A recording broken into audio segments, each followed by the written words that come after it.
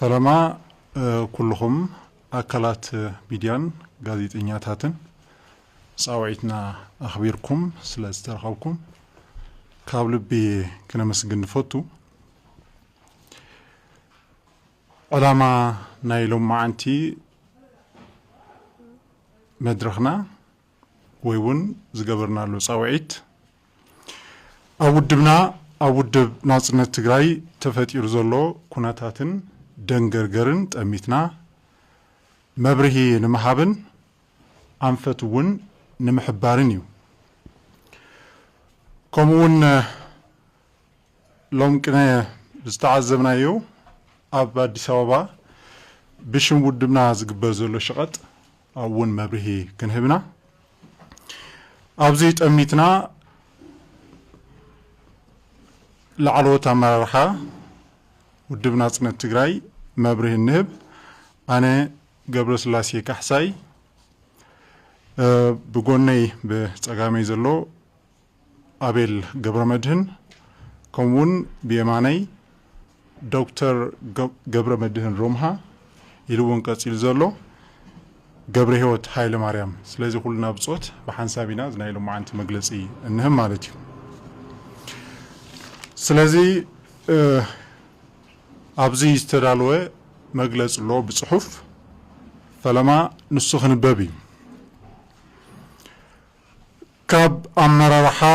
ቤት ምኽሪ ውድብ ናጽነት ትግራይ ወይ እውን ናጽነት ዝተወሃበ ዕላዊ መግለጺ ኣብዚ ምናልባሽ መብርሂ ኣድላይ እንትኾይኑ ቤት ምኽሪ ማለት ማእኸላይ ኮሚቴ ኸምን ማለት እዩ ከም ዝፍለጥ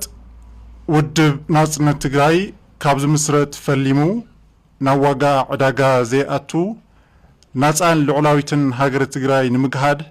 ዕላማ ነጺሩ ዝቃለስ ዘሎ ውድብ እዩ ውድብና ናጽነት ኣብ ትግራይ ናይ ባዕሉ ጦብላሕታ ዝፈጠረን ህዝቢ ትግራይ ካብ ተረጋጋሚ ኩናት ጽንተትን መሰላት ብሔራዊ ሓደጋታትን ድሒኑ ዘለዓለማዊ ዕረፍቲ ዝፈጥር ንጹር መሪሕ ሓሳብን ብሔራዊ ዕላማን ዝተሓንገጠ ብልቢ ህዝቢ ትግራይ ልሉይ ውድብ ምዃኑ ዝፍለጥ እዩ ከም ውጽኢቱ ድማ ኣብቲ ትማሊ ኣንጻር ጽንተት ዝተገበረ ተጋድሎ ትግራይ ትስዕር እናበሉ መስዋዕቲ ዝኸፈሉ ጀጋኑ ንናጻ ሃገረ ትግራይ ምዃኑ ዝከሓድ ኣይኮነን ሃገርነት ትግራይ ባህግን ዕላማን ኩሉ ትግራዋይ ክኸውን ውድብና ሩኢ ናይ ሓሳብ መሪሕነት ብምሃቡ ንቲዲኤፍ ሓዊሱ ዝተፈላለያ ፖለቲካውን ስብል ውዳበታትን ትግራይ ሃገርነት ትግራይ መቃለሲ ዕላማኦም ገይረምዎ ይርከቡ እዚ ከምዚ እናሃለወ ውድብ ናጽነት ትግራይ ብተመሳሳሊ መልክዑ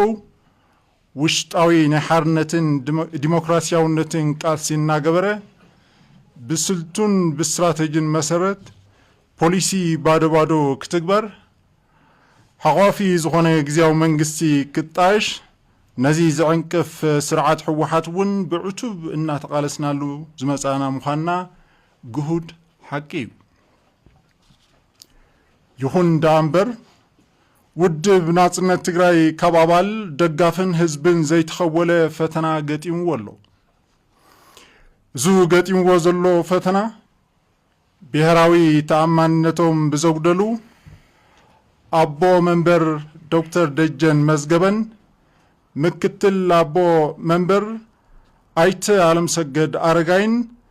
ምስ ብሔራዊ ህላወና ዝጻብኡ ናይ ደገ ሓይልታት ተመሻጢሮም ዝፍጽምዎ ሽርሒ ምዃኑ ግልጺ ክንገብር ንፈቱ እዙይ ካብ ትዕዝብትን መራይትን ህዝቢ ትግራይ ዘይተኸወለ እኳ እንተኾነ ብሓጺሩ ከም ዝስዕብ ኣብ ራህሪናዮ ኣለና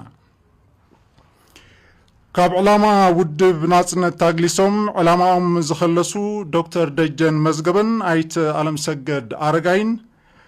ናይ ኣቦ መንበርን ምክትል ኣቦ መንበርን ስልጣኖም ከውሊ ብምግባር ዝተፈጸመ ሽርሒ ብበይናዊ ውሳነታት ኣቢሎም ናብ ሓይልታት ጽንተት ተጸንቢሮም ተቕሊሎም አንጻር ዋና ዓላማ ውድብና ተሰሊፎም ኣለዉ ኣብ ልዕሊ ትግራይ ጽንተት ዝፈጸመ መንግስቲ ኢትዮጵያ ኣብ ልዕሊ ህዝቢ ትግራይ ዳግም ንሓይሊ ስጉምቲ ክወስድ ብተረጋጋሚ ብዕሊ ዝጸዋዕን መላዓሊ ዳግመ ጽንተታዊ ኩናት ኮይኑ ዝሰርሕ ዘሎ ናይ ዕጡቕን ፖለቲካውን ሓይልታት ምትእኻብ ዝኾነ ምንቅስቓስ ደለይቲ ለውጢ ከም ውድብ ናጽነት ኣካሉ ከም ዘይኮንና ብሓምለ 2017 ኣቆጻጽራ ግዝ ብቑሉዕ ኮኒናዮ ምንባርና ይዝከር ኮይኑ ግና እቶም ኣብ ላዕሊ ዝተጠቐሱ ኣመራርሓ ውድብና ምስ አንጻር ቃልሲ ናጽነት ዝኾኑ ዕጡቕን ፖለቲካዊ ውዳበታትን ተሰሊፎም ብሕቡእ ብሽም ውድብና ብኢደውነኖም ምስቲ ንብልጽግና ዘገልግል ምንቅስቓስ ደለይቲ ለውጢ ክሰርሑ ጸኒሖም እዮም እዚ ድማ ብዕሊ አንጻር ናጽነት ትግራይ ዝቃለሱ ዕጡቕ ሲቪልን ፖለቲካዊ ውዳበታትን ዝሓቆፈ ቤት ምኽርን ሰላምን ለውጥን ብሽም ውድብና ተጸንቢሮም ኣለዉ እዙይ ነቶም ምስ ብልጽግና ዝተሰለፉ ብታሪኽ ዘፈንፍን ካብ ሕልና ዘይሕከኽ ነውሪ ዝሰርሑ ዘሎ ውልቀ ሰባት ዳ እምበር ውድብና ከም ውድብ ናጽነት ከም ቀደሞ ሓይሊ ናጽነት እምበር ሓይሊ ጽንተት ከም ዘይኮነ ከነረጋግጽ ንፈቱ ውድብና ናጽነት ብሕጊ ዝተፈለጠ ሰላማዊ ተቓላሳይ ውድብ ኮይኑ እናሃለወ እዞም ዝተጠቐሱ ኣካላት ምስ ዕጡቓት ውዳበ ብምሕባሮም ውድብና ናብ ሓደጋ ሕጋዊ ቅቡልነት ኣእትዮም እዮም እዞም ምስ ግዳም ሓይልታት ዝተመሳጠሩ ኣቦ መንበርን ምክትልን ነቲ ዝመረጾም ብጉባኤ ዝተወከለ ቤት ምኽሪ ናጽነት ተጽዋዕቲ ክኾኑ እውን ኣይከኣሉን بمسرت عنقص 31 ንኡስ عنقص 1 ቤት ምኽሪ ናጽነት ካብ ጉባኤ ቀጺሉ ዝለዓለ ስልጣን ናይ ትውድብ ዘሎ ምዃኑ ይፍለጥ ከም ኣባላት መሪሕነት ቤት ምኽሪ ናጽነት ስሩዕ ኣኸባው ኣብ ዓመት ክልተ ግዜ ተኣኪቡ ጉዳይ ውድቡ ክዝትን ውሳነታት ክሕልፍን ከም ዘሎ ደንብና ይድንግግ ይኹን እምበር ስሩዕ ኣኸባ ቤት ምኽሪ ናጽነት ንኽግበር ዝተገበረ ጻዕሪ ከይሰምር ብምግባር ኣኸባ ቤት ምኽሪ ውድብ ናጽነት ዓመት ሓሊፉ ወይ ብተወሳኺ ብመሰረት عنقጽ 28 ንኡስ عنقጽ 3 ጉባኤ በቢ ክልተ ዓመቱ ክካየድ ከም ዘሎ ይድንግግ በአንጻሩ ግና ጉባኤ ውድብ ናጽነት እውን መጋቢት 2018 ኣቆጻጽራ ግዜ ዝሓለፎ ክኸውን እንከሎ ጉባኤ ንምግባር ዝገበርናዮ ዝተናውሖ ጻዕሪ ካብ ሕጊ ወጻኢ ብዝኾነ ኣሉታዊ ግብረ መልሲ ተዋሂብዎ ኣሎ ብድምር ክረአ እንከሎ ውድብና ውድብ ናጽነት ትግራይ ብሰንኪ ዕላማ ዝኸለሱን ንሓይሊ ጽንተት ብልጽግና ኢዶም ዝሃቡ ኣቦ መንበርን ምክትልን ናብ ቅልውላው ዝኣተወ እንትኸውን እዚ ንምፍታሕ ብሕጋዊ ኣገባብ ምስ ዝምልከቶ ኣካል ቦርድ መርፂ ሓዊሱ ክንሰርሕ ጸኒሕና ኢና ናይ ዙይ መቐጸልታ ንሕና ከም ኣመራርሓ ቤት ምኽሪ ናጽነት ናብቱ ዝወከለናን ዝለዓለ ስልጣን ትውድብ ዝሓዘን ግዝኡ ድማ ዝሓለፎ ጉባኤ ንኽካየድ ወሲና ኣብ ምንቅስቓስ ከም እንርከብ ብዕሊ ነፍልጥ እዙይ ክንብል እንከለና ኣንጻር ዋና ዕላማናን ምስ ዕጡቓት ተላፊኖም ዝሰርሑ ንብሔራዊ ህላወና ሓደጋ ዝኾኑ ደንበ ጽንተት ተጸንበሩ ኣካላት ነቲ ዘገልግልዎ ዘለዉ ስርዓት ብልጽግና እምበር ንውድብ ናጽነት ዘይውክሉ ምዃኖም ብትሪ ነፍልጥ መጸዋዕታ ዝኸበርካ ኣብ ውሽጥን ኣብ ደገን ትነብር ህዝብና ኣመራርሓና ኣባላትና ደገፍትናን መሓዙት ውዳበታትን ውድብ ናጽነት ትግራይ ነዚ ዘለናሉ ኩነታት ብኡነ ተረዲእኹም